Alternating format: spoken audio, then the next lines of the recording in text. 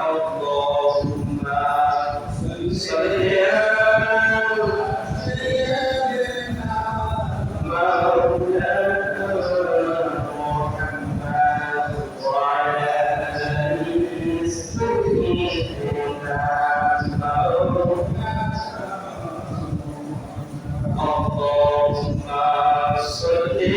على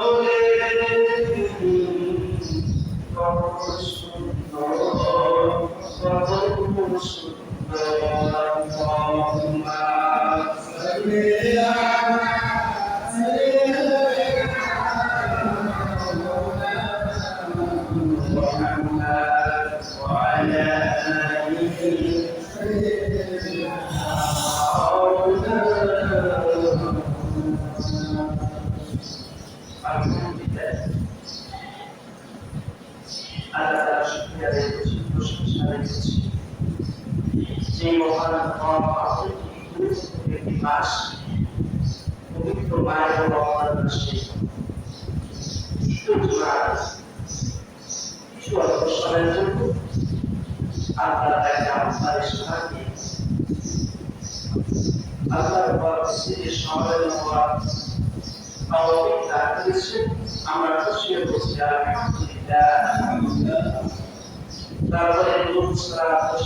سيدنا مولانا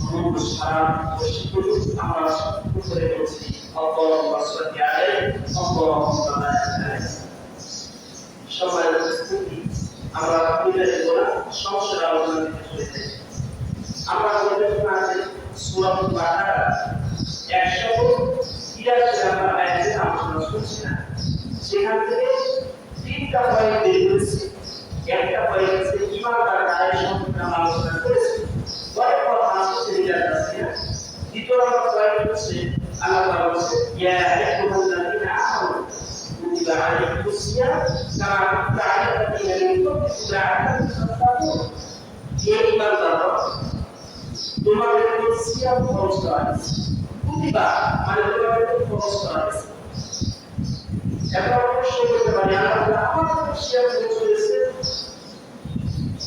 বলছেন না কামা কুতিবা আলাল্লাযীনা মিন ক্বাবলিকুম তোমাদের পূর্ববর্তী যারা ছিল পূর্ববর্তী যে প্রজন্মগুলো ছিল তাদের উপর আগে আল্লাহ সিয়াম ফরজ করেছিলেন সুবহানাল্লাহ তাদের সিয়ামের বড় থাকা ছিল তারা কিভাবে সিয়াম পালন করতেন এই সিয়ামটার ইতিহাস আমরা যদি জানি চারটি স্টেপ সিয়াম ফরজ হয়েছে কয়েক স্টেপ বলেন তো আপনারা কয়েক স্টেপ চারটি স্টেপে এই সিয়ামটা ফরজ হয়েছে আমাদের এই উম্মতে মুহাম্মাদের উপর আসলে এই ইতিহাসটা কি আমরা একটু স্টোরিটা দেখি তাহলে তারা বুঝতে পারবো প্রথম স্টেপ একটা সংক্ষিপ্ত আকারে চারটি স্টেপের মধ্যে প্রথম স্টেপ আল্লাহ তাআলা আমাদের প্রত্যেককে অভ্যস্ত করেছে সিয়ামা অভ্যস্ত করেছে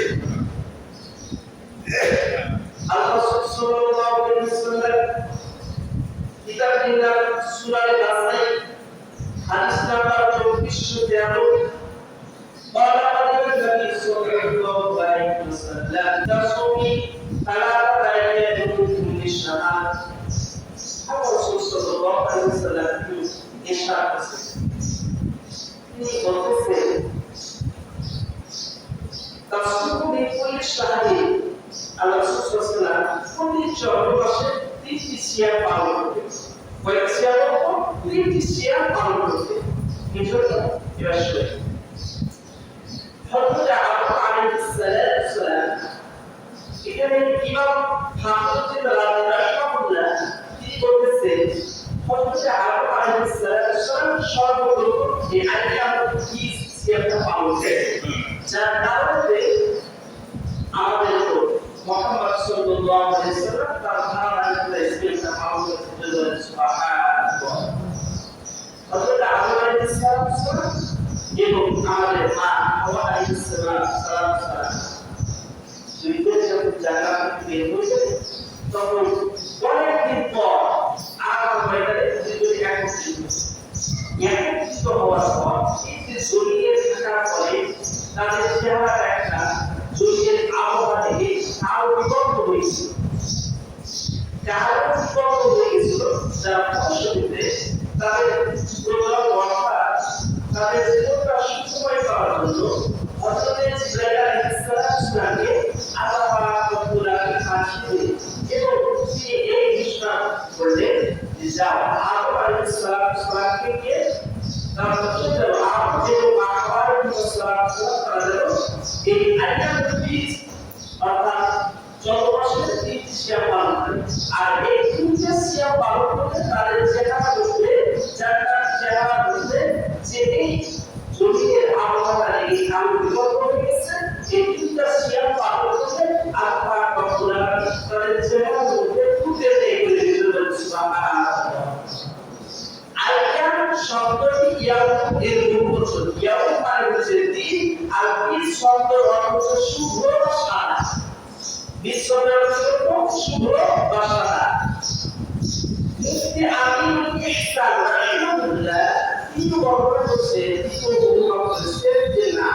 এই শুভ সাদা থেকে সর্বমাসে যেমন 14 করে রাখছে আকাশটা একবার রোশনা হয়ে গেছে একবার কত হয়েছে না তো এটাকে বর্ণনা বোঝা হয়েছে তো যাই হোক সেই ধারাবাহিকতায় আল্লাহ সাল্লাল্লাহু আলাইহি ওয়াসাল্লাম প্রতি চন্দ্রমাসের কয়েকটা সিয়াম পালন করেছেন 3টা সিয়াম পালন করেছেন তাহলে আল্লাহ পাক রব্বুল আলামিন প্রথম স্টেপে আমাদেরকে অভ্যস্ত করেছেন বিতরা পরিস্থিতি মহাপ্রভুর রোজা আশুরা রোজা 10 তারিখে ওরা কাটার দাবি সাল্লাল্লাহু আলাইহি ওয়াসাল্লাম এই হাদিসটি বুখারী শরীফের 2004 নম্বর হাদিসে রয়েছে ওরা কাটার দাবি সাল্লাল্লাহু আলাইহি ওয়াসাল্লাম আন-নাবিয়্যা ফাওয়াত ইয়াহুদা ওয়া নাসারা তাসুম ইয়াউম আশুরা আল্লাহ সাল্লাল্লাহু আলাইহি ওয়াসাল্লাম Allah sallallahu alaihi wasallam al-Madinah di Madinah awal itu. Orang yang bukan Nasrani, देखते yang bukan itu Nasrani, Rasul yang Ashura, Ashura siapa? Allah sallallahu alaihi wasallam pada itu beri asal ayat itu siapa? Dia oleh Najallahu Bani Israil. Jadi Israel kaum yang tidak ada kaum apa popularnya Hazreti Isa aleyhisselam itu nama syukur syukur apa itu siapa orang berisi oleh Subhanallah Allah Subhanahu itu siapa orang itu sahabat asma'i itu orang asma'i tadi itu siapa orang berisi oleh Subhanallah kalau itu pun itu Allah Subhanahu itu আমাদের তো উদ্বুদ্ধ করে এবং বিতরণ আছে এই যে আমরা সূরা বাকারা 183 নম্বর আয়াত পড়তেছি এই আয়াতটা আগে পড়ি আমরা পাঠ করার চেষ্টা করি ইয়া আইয়ুহাল্লাযীনা আমানু তাআলাইকুস সিয়াম কামা কানা লাকুম ফাতিল্লাহ তাতাকু এই ব্যাপারে তোমাদের উপর সিয়াম ফরজ করা হবে তবে আল্লাহ বলেন তোমাদের উপর সিয়াম ফরজ করা হবে তবে ওয়ালাল্লাযীনা ইউতিকুনা ফিদিয়াতুন মিসকিন যার সামর্থ্য আছে যে টাকা পয়সা ওলা সে যদি ইচ্ছা করে আমি এই সিয়াম পালন করে এর পরিবর্তে ফিরিয়ে দেব তাহলে এটা তার চাই বলে দিলেন সুবহানাল্লাহ তাহলে তিনটা পারিশ্রমিকে সিয়াম ফরজ হলো কিন্তু যারা টাকা ওলা অর্থ সম্পদ ওলা তারা যদি ফিরিয়ে দেয় তাহলে এটা পালন হয়ে যাবে দ্বিতীয় স্টেপ চতুর্থ স্টেপে আল্লাহ বলেছেন না টাকা ওলা টাকা ছাড়া যত ব্যক্তি আছে এবার সবার উপর পুরোপুরি আল্লাহ তাআলা খরচ করে দিয়েছেন সুবহানাল্লাহ আল্লাহ বলেন এবার ঘোষণা করে দিলেন আর টাকা বানাবে আর টাকা ছাড়া নাই পুরোপুরি সবার উপর এবার সিয়াম ঘোষণা করে দিয়েছেন সূরাতুল বাকারা 150 নম্বর আয়াত থেকে ঘোষণা করে দিয়েছেন শাহরুল্লাহ فيه القرآن تنزيلا আমরা ঘোষণা করে দিই এই যে এটা হচ্ছে রমজান মাস এই রমজানে আলোচনার পরে কি বলে খাবার শরীরের উৎসব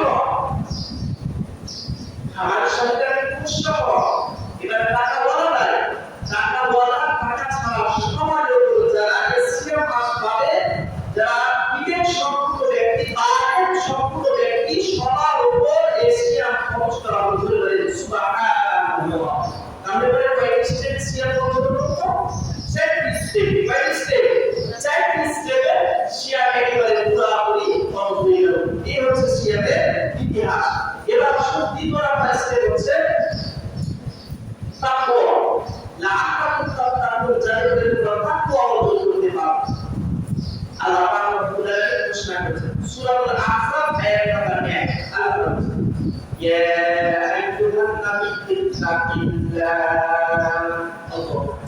আল্লাহ বলেছেন হে নবী আপনি আল্লাহকে ভয় করুন সুবহানাল্লাহ তাকে রাখতে বলে তো আল্লাহ তাআলা যেটা তাকে রাখতে বলেছেন হে নবী আপনি আল্লাহকে ভয় করুন এটা দ্বিতীয় নম্বর সূরাতুল নিসা 1 নম্বর আয়াত পয়লা 1 নম্বর আয়াত আল্লাহ বলেছেন يا أيها الناس اتقوا ربكم الذي خلقكم من نفس واحدة وخلق منها زوجها وبث منهما رجالا كثيرا ونساء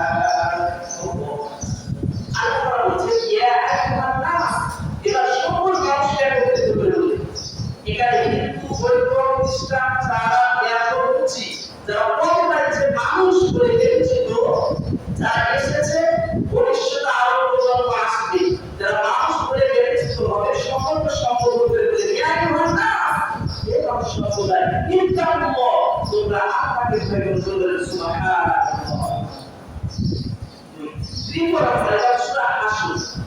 সূরা হলো হাসর। হাসর সূরা 18 নম্বর আয়াতের মধ্যে আল্লাহ এটা ঘোষণা করেন। এর নাম তাদের রাখতে হচ্ছে ইয়া আইয়ুহাল্লাযীনা আমানু তাকুল্লাহা ওয়াল তানজুর নাফসুম মা কদ্দামাত লিগাদ। আল্লাহ বলছে হে ঈমানদাররা, ঈমানদার কারা? আমরা যখন আয়াতে বললাম না তাহলে আল্লাহ বলছে ঈমানদাররা তোমরা ইত্তাকুল্লাহ আল্লাহকে তোমরা ভয় করো।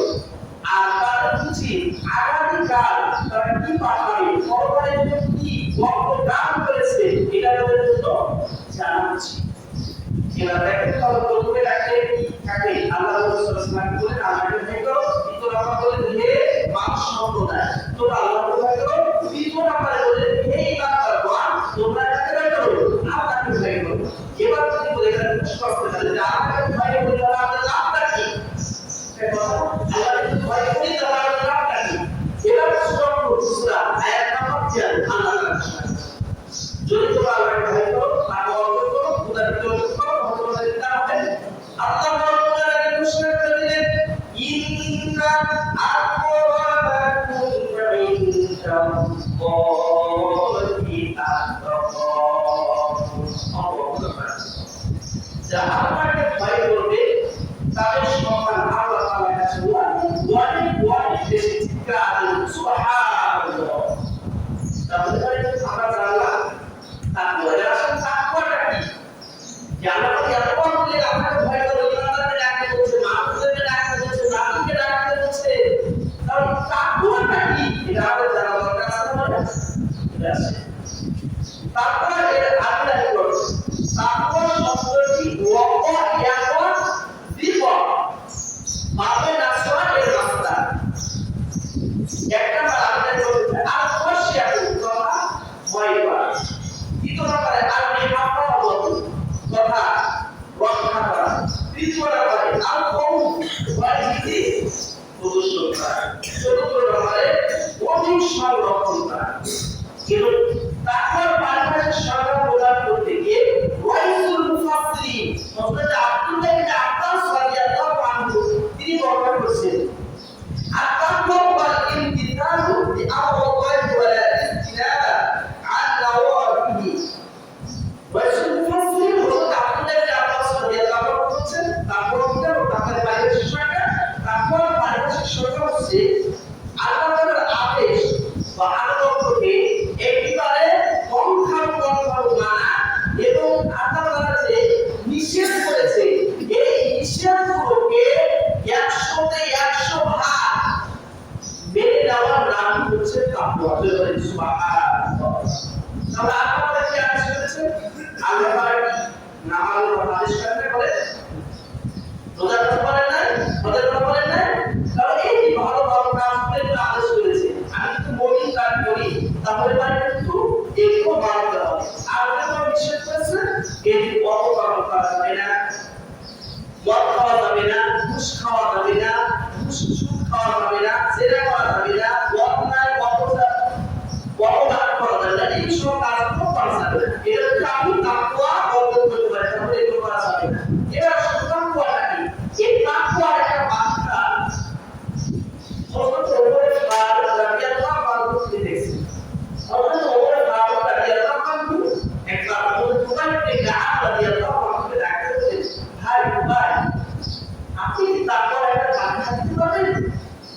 তো হযরত উমার ইবনে কাআব রাদিয়াল্লাহু আনহু বলেন, আপনার এবার প্রশ্নের উত্তর না দিয়ে কি বলতেছে? তুমি কি এই রকম সব রাস্তা দিয়ে কখনো পথ করেছো? কেমন রাস্তা? দুই ধারে কাটার মতো লম্বা মাথা আর মধ্যে একটা কি রাস্তা, এরকম রাস্তা তুমি পথ করেছো? হযরত ওমর ফারুক রাদিয়াল্লাহু আনহু বললেন, জি। হযরত উমার ইবনে কাআব রাদিয়াল্লাহু আনহু বললেন, আপনি এই রাস্তা কি হয়ে গেছেন? তখন হযরত ওমর ফারুক রাদিয়াল্লাহু আনহু বললেন, আমি এই রাস্তার মধ্যে দিয়ে দুই ধারে কোনো কাটা লম্বা মাথা আর মধ্যে সরু রাস্তা, এই রাস্তাটি এমন ভাবে আত্মসর্বভাবে নিজেকে হেফাজত করে রক্ষা করে আমি গেছি যাতে করে এই কাটা লম্বা যুক্ত আমার শরীরকে স্পর্শ না করতে পারে। হযরত উমার ইবনে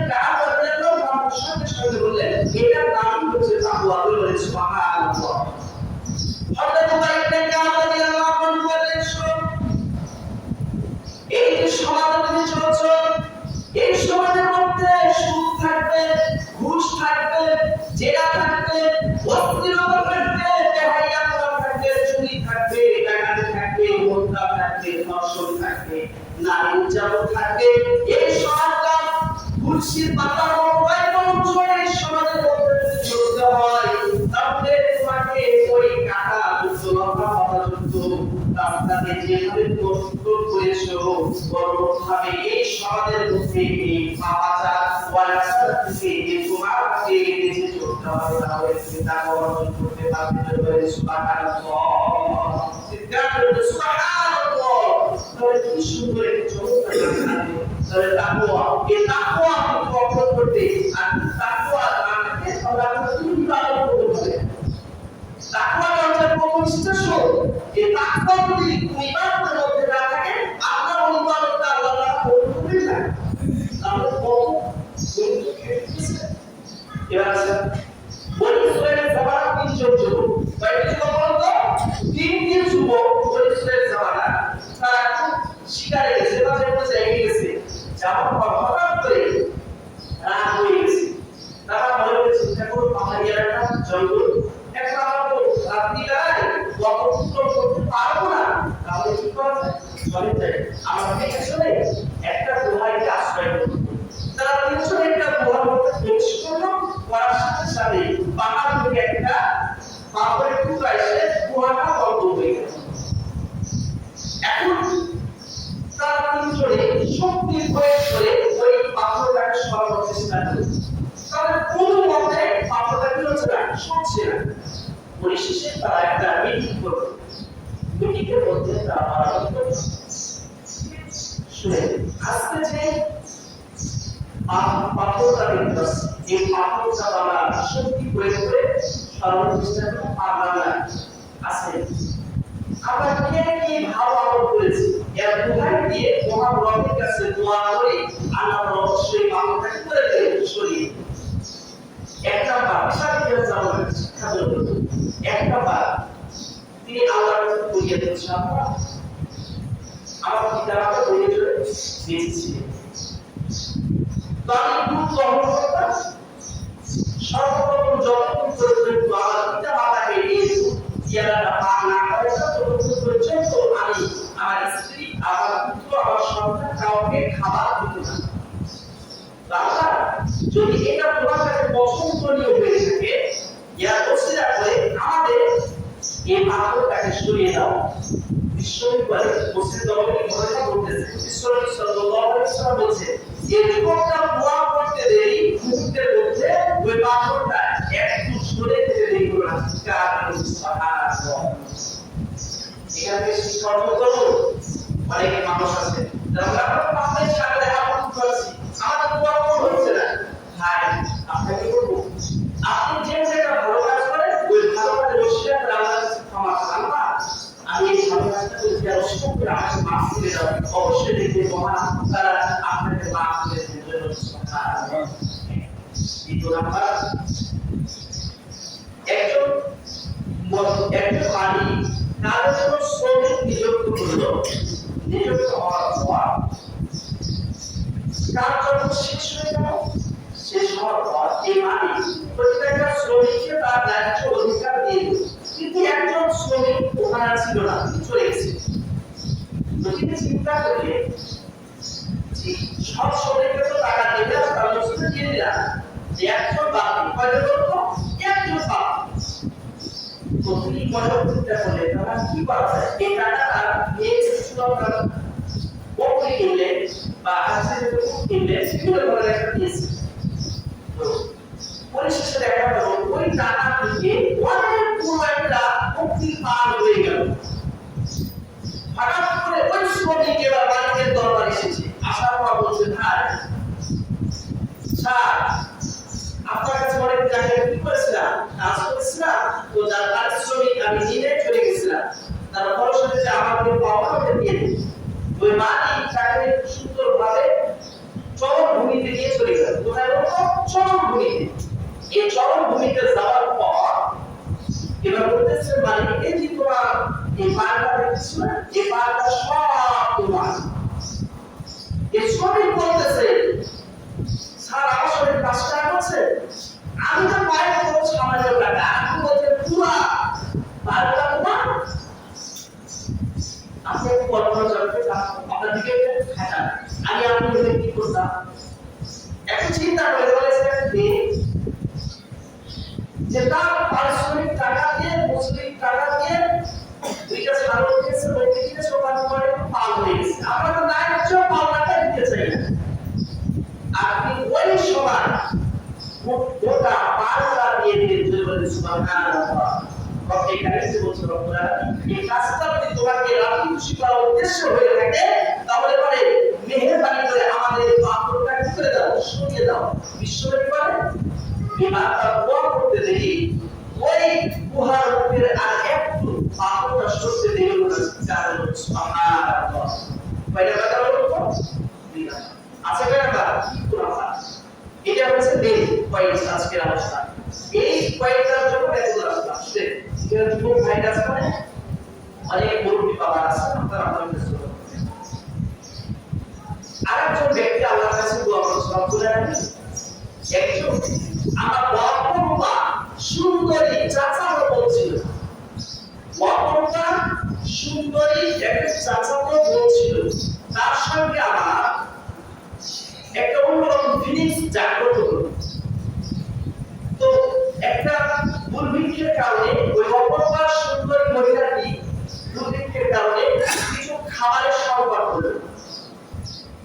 ওই সময় তার কাছে কোনো ছিল না, কিছু দিনারের জন্য তার চাচাতো ভাইয়ের কাছে আসলো। আসার পর বলছে ভাই আমাকে এতটা সুন্দরী দেখছো বা এতটা দিনার দেখছো আপনাকে পরে পরিশোধ করে দেবো। তখন তার চাচাতো ভাই বলল তুমি যদি আমার সঙ্গে এই প্রবৃত্তির সঙ্গে অর্থাৎ আমার সঙ্গে যদি খারাপ কাজ করে ছোট ছোট বাচ্চাদের বোঝা যাচ্ছে আমার সঙ্গে এর সঙ্গে যদি একমত হও তাহলে তোমাকে টাকাটা দিব বা এই মজুরিটা বা এই দিনারটা তোমাকে দিব। তখন সঙ্গে সঙ্গে কি ওইটা তাদের হয়ে গেল। কিন্তু একমাত্র যখন সবকিছু সিচুয়েশন আছে, সিচুয়েশন সবকিছু আছে, এখন কাজ শুরু করবে, কি করবে অনলাইনটা শুরু করবে। এই মুহূর্তে ওই অপরটা সুন্দরী চাচা বলতে বললেন ওয়াত্তাকুল্লাহ তুমি আল্লাহকে ভয় করো। সাথে সাথে ওই ব্যক্তিটা ওখান থেকে ফিরে আসলো। আপনি চিন্তা করতে পারেন এই সিচুয়েশন কোন সিচুয়েশন দেখছে একবার শুরু করবে অনলাইন কাজটা এই সিচুয়েশনে ফিরে আসা অবস্থা সম্ভব নয়। না বাস্তব আমরা দেখেছি গোটা নেট পুরিয়া একবারে দেখাই দেন। আপনারা দেখেছেন মাগুরায় তৃতীয় শ্রেণীর একজন মেয়েকে তার বুড়া ভাই এবং তামর দুইজনে ধর্ষণ করেছে। চিৎকার হলো নাউজুবিল্লাহ। এইরকম জঘন্যতম কাজ বাংলার ইতিহাসে মানুষ ভুলতে পারবে না। আমাদের ঘোষণা ঠিক কিনা যুবক ভাইরা যারা ইন্টারনেট আপনারা যারা তারা বলতে পারবে। আপনারা দেখছেন এই তৃতীয় শ্রেণীর আসিয়া আমরা তিনি তার বোনের বাড়িতে বেড়াতে যাচ্ছে। যাওয়ার পর তার বুড়া ভাই এবং তার চালু জোরে জোরে তাকে ধর্ষণ করেছে। এমন এক পর্যায়ে হয়েছে মেডিকেলে ভর্তি করা হলো। ভর্তি করার পর আপনারা দেখছেন গতকালকে ইন্তিকাল করেছে। আর মেয়েটা কি এটা ইসলাম কতবারে রমজান মাস তার অর্থাৎ ওই মেয়েটা বড় করতেছে আমার সঙ্গে আমার শ্বশুর একাধিক ভাগ বিরোধ করেছে। চিৎকার করতে নাউজুবিল্লাহ। এটা কখনো মানুষ করতে পারে না বলে উলাইকা কামানা এরা হচ্ছে চতুষ্পদ জন্তুর চাইতে খারাপ করে মুসলমান ঠিক কিনা যারা এরকম নোংরা কাজ করেছে। দেখেন যদি কোরআন থাকতো তাহলে তার কি হতো। দেখেন হযরত ওমর ফারুক রাদিয়াল্লাহু আনহু রাষ্ট্রের কাজ করে এশারের নামাজের পর বাড়ির মধ্যে ঢুকতেছে। ভারতের লক্ষ্য করে শুরু করে যদি কোরআনে রাষ্ট্র হতো তাহলে কি হতো শুনে। এটি ধর্ষণ করেছে এই কোরআনের রাষ্ট্র হলো কি হতো আমরা একটা শুনে। হযরত ওমর ফারুক রাদিয়াল্লাহু আনহু শাসনামলে তিনি রাষ্ট্রের কার্যক্রম করে এশারের নামাজের পর তিনি বাড়ির মধ্যে প্রবেশ করেছে। এমন মুহূর্তে দেখতে উঠানের মধ্যে একজন নবজাতক শিশু 12 টুকরা করে খেয়ে যেন রেখে চলে গেছে। আপনি কল্পনা করতে পারেন কোরআন দিয়ে যে রাষ্ট্র চলে সে ওমর রাদিয়াল্লাহু আনহু শাসনা করে আবার তার বাড়ির উঠানে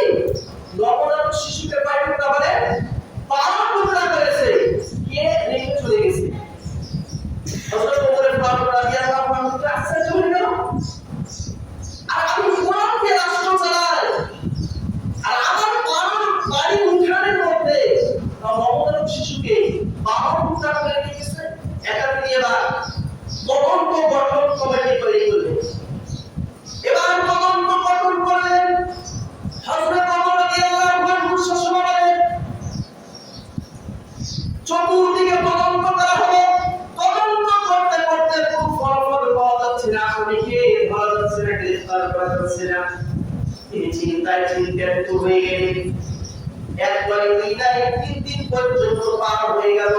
হযরত ওমর ফারুক রাদিয়াল্লাহু তাআলা আনহুর খাওয়া পর্যন্ত বন্ধ হয়ে গেছে। চিৎকার আল্লাহু আকবার। এই হচ্ছে শাসক। আর আমরা এমন একটা শাসক দেখেছিলাম, এমন দেখেছিল যে যে শাসক মানুষকে মারলে পারে আবার আনন্দ করতে, কথা বলে মুসলমান ঠিক কিনা? দ্বিতীয় শাসক হযরত ওমর ফারুক রাদিয়াল্লাহু আনহু 3 দিন পর্যন্ত খাবার বন্ধ, চিন্তায় টেনশনে আমার উঠানে নবজাতক শিশুকে 12 টুকরা করে কে রেখে গেছে। তদন্ত কমিটি গঠন করলাম, তারপর কোনো হদিস পাচ্ছি না। হঠাৎ করে দেখা গেল 3 দিন পর একজন যুবতী মহিলা এবং বৃদ্ধ একজন বাবাকে নিয়ে তিনি উপস্থিত হয়ে গেলেন। উপস্থিত হওয়ার পর বললেন, ওমর আপনি আর টেনশন করবেন না, আপনি চিন্তিত হবেন না, আপনি যে 3 দিন ধরে এই হত্যার আসামিতে চলছেন, আমি হচ্ছে সেই আসামি। এটা হচ্ছে আমার সন্তান, নবজাতক শিশুকে আমি পাবো না বলেছি। হযরত ওমর ফারুক রাদিয়াল্লাহু আনহু বলেছিলেন, তুমি কি জানো তুমি কার সামনে কি কথা বলছো? আর তুমি কোন অপরাধ করেছো? এই অপরাধের শাস্তি কি তুমি কি জানো? ওই সুন্দরী মহিলাকে ডাকতে বলছেন, যুবতী মহিলা বলছেন, ওমর আপনি চিন্তা করবেন না, আমি হচ্ছে কোরআনের একজন হাফেজ, আমি কোরআন সম্পর্কে আমার খুব ভালো জ্ঞান আছে। এই যে আমি ভালো টুকরা করেছি, আগে আমার একটা কথা শুনুন, কি জন্য করেছি এটা আপনি একটা ভালোভাবে শ্রবণ করে। হযরত ওমর ফারুক রাদিয়াল্লাহু আনহু বললেন, এই মহিলা তুমি বলো কি বলছেন? আমাদের বাসা হচ্ছে পাহাড়ি এলাকায়, ওই জঙ্গলের মধ্যে আমাদের বাসা। 3 জন যুবক ওই পাহাড়ি এলাকা জঙ্গলের মধ্যে শিকার করতে গেছিল। শিকার করতে গিয়ে আমার রূপে সারা পাগল পারা হয়ে গেছে। আমার বাবাকে গাছের মধ্যে বেঁধে আমাকে একবারে আমার সম্ভব নষ্ট করে ফেলেছে। ওমর রাদিয়াল্লাহু আনহু কথাগুলো সুন্দরভাবে শ্রবণ করলেন। এবার বললেন, ঠিক আছে, তোমার তো এটা দোষ নয়, তুমি কি জন্য এই সন্তানটাকে মেরেছো তুমি বলো। ওই মহিলা তখন ডাকতে বলছিল, আমি কোরআনের একজন হাফেজ, আমার হৃদয়ের মধ্যে কোরআনের কথাগুলো গেঁথে আছে, কোরআনের বাণীগুলো আমার হৃদয়ের মধ্যে গেঁথে আছে। আল্লাহ পাক কোরআনুল কারীমের মধ্যে জানিয়ে দিয়েছেন, কুল্লি বা'দা যালিকা সালিম। যারা কোরআনের বিরুদ্ধে ডাইরেক্ট হোক আর ইনডাইরেক্ট হোক, এরা আপনি বিশ্বাস করুন, যারা কোরআনের বিপক্ষে, কোরআন যেখানে চলবে কোরআনের নিয়ম নীতি চলবে, দেখবেন যারা বাধা দেওয়ার চেষ্টা করবে এরা বলতো এদের জন্মের ঠিক নয়, বরঞ্চ এরা হচ্ছে জানোর সন্তান। চিৎকার করুন নাউযুবিল্লাহ। আজকে আপনি মিলিয়ে দেবেন, আমাদের কিছুদিন পূর্বে আমরা দেখেছিলাম যারা এই কোরআনের ময়দানে যারা বাধা দিয়েছিল, আপনি খোঁজ নিয়ে দেখবেন এদের একটা জন্মের ঠিক নাই, এরা অবৈধ জানোর সন্তান বলে মুসলমান ঠিক কিনা? ওই যুবতী মহিলা বলছে, শুনো ওমর, এই যে কোরআনটা আমার হৃদয়ের মধ্যে আছে আর আমার সন্তান তো বন্ধু না, বরঞ্চ ওই যে 3টা যুবক আমার সন্তান নষ্ট করেছে আর আমি গর্ভবতী হয়েছি, এটা তো তার বাবা ঠিক নাই। আর এই বড় হওয়ার পর কোরআনের বিরুদ্ধে কথা বলবে আর আমি মা হয়ে সহ্য করতে পারবো না, যার কারণে আমি একে 12 টুকরা করে আগে চিরবিদায় করে দিয়েছি। চিৎকার করুন সুবহানাল্লাহ। এরপরে যখন তাকে হত্যার বিচার এটা কার্যকারিতা করবে এমন মুহূর্ত হয়েছে, 3 জন যুবক এবার উপস্থিত হলেন। এবার যখন উপস্থিত হলো, ওমর আপনি দাঁড়ান, বিচার শুরু করবেন না, কারণ এই দোষটা কিন্তু এই মেয়ের না, এই দোষটা হচ্ছে আমাদের। হযরত ওমর রাদিয়াল্লাহু আনহু বলেন, তোমাদের তো শহীদ সালিকের সব কিছু বন্ধ, তাহলে তোমরা এতদিন আসলে কেন? 3 দিন পর্যন্ত আমি তদন্ত কমিটি তৈরি করে তোমাদেরকে খোঁজ করে কোনো হদিস পাচ্ছিলাম না।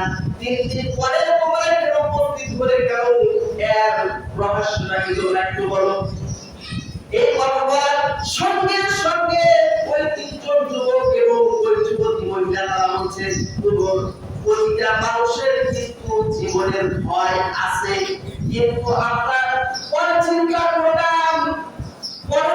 করলাম এই কোরআন আমাদেরকে বাঁচতে দিল না, এই কোরআন আমাদেরকে বাঁচতে দিল না, এই কোরআন বারবার আমাদেরকে খালি ধাক্কা দিচ্ছে আর বলতেছে ও ছেলেকার ও হত্যা তোমরা যদি দুনিয়াতে তোমাদের বিচার না হয় তাহলে কিয়ামতের ময়দানে তার বিচার আমার আল্লাহ পাক রব্বুল আলামিন নিজে করবে। চিৎকার করে বলুন সুবহানাল্লাহ। এই কারণে আমরা বারবার লুকানোর চেষ্টা করছিলাম, কিন্তু এই কোরআন আমাদেরকে কি মানল না, বাঁচতে দিল না। তাদের কিয়ামতের ভয় ভীতি আর আমাদের ভয় ভীতি এইরকম ভয় ভীতি নিয়ে যদি এই ইসলামটা কায়েম হয় আর প্র্যাকটিক্যালি যদি এই যারা ধর্ষক এদের বিরুদ্ধে যদি প্রতিবাদ করে কোরআনের আইন যদি বিচার করা হয়, আমি আল্লাহর নামে কসম করে বলবো একটা বাংলাদেশে ধর্ষক থাকবে আমাদের মুসলমান কিরা মাত্রা মধ্যে যে ঘটনা ঘটেছে আমার আপনার নিজের মধ্যে খুব সন্দেহ হয়েছে। তৃতীয় শ্রেণীর একজন মেয়ে কত হবে 6-8 বছর কি হয়েছে, এই মেয়েটা একটু দুলাভাইয়ের কাছে মেয়ে ঠিক থাকতে পারে, মেয়ে একবারে হাইনার উপর ঝাঁপিয়ে পড়েছে। এরা কি মানুষ বলে? এরা মানুষ নয়, বরঞ্চ এরা মানুষ রূপী জানোয়ার। আমাদের মুসলমান ঠিক কিনা? আমি যে কথা বলতেছিলাম তাকওয়ার একটা বিধান, তাকওয়ার উদাহরণ দিয়েছিলাম লাআল্লাকুম তাত্তাকুন। যদি তাকওয়া ভিত্তি অর্জন করা যায়, তাকওয়া নিয়ে যদি আমরা আলোচনা করতে যাই ঘন্টার পর ঘন্টা শেষ হয়ে যাবে, তারপরে তাকওয়া আলোচনা শেষ হবে না।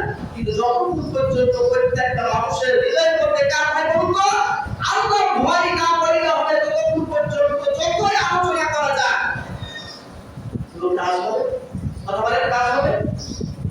আল্লাহ তাআলা আমাদের মুসা এবং মাহমুদ তাআলা সকল সকল জামাত ওয়াক্তি